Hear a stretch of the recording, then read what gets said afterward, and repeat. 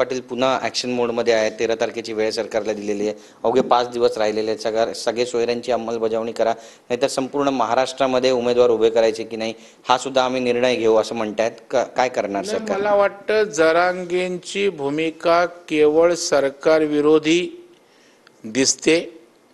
ते शरद पवार साहेबांवर काय बोलत नाहीत, ते राष्ट्रवादी शरद पवारांच्या पक्षावर काय बोलत नाहीत, ते त्या ठिकाणी उद्धवजी ठाकरे साहेबांवर बोलत नाहीत, उद्धव ठाकरे साहेबांच्या पक्षावर काही बोलत नाहीत, काँग्रेसवर काही बोलत नाहीत.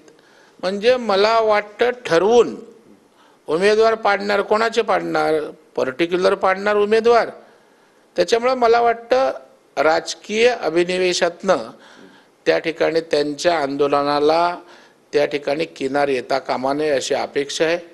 मराठा आंदोलनासोबत पक्षापलीकडे जाऊन त्यांच्यासोबत सगळे राहू, परंतु पर्टिक्युलर हे आंदोलन काही ना वगळून काही ना टार्गेट करून असं होता कामा नये.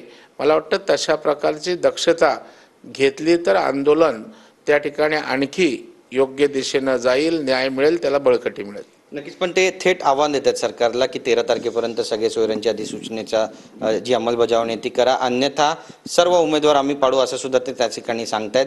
तर तुम्ही ज्या पद्धतीनं म्हणतायत की जरांगे पाटील राष्ट्रवादीवर बोलत नाही, मग राष्ट्रवादीच्या मागे राष्ट्रवादीचे शरद पवार हे जरांगे यांना कुठेतरी मार्गदर्शन करतात असं म्हणायचं तुम्हाला? नाही, मला सांगा ना, स्पष्ट या ठिकाणी तसं चित्र दिसतंय. आज आपण शरद पवार साहेबांनी भूमिका स्पष्ट केली का? ते बोलतात नाही मी सरकारच्या भूमिकेसोबत आहे. बरं, पवार साहेबांसारखा अनुभवी नेता या बसा, काय सगळे सोयऱ्या संदर्भात आहे भूमिका मांडा, मराठा आरक्षण दिले ते टिकवणार आहोत त्या संदर्भात भूमिका मांडा, ओबीसींच्या संदर्भात काय आहे. म्हणजे दुरून डोंगर साजरे तसं लांबून मजा बघायची असं काम चाललेलं आहे.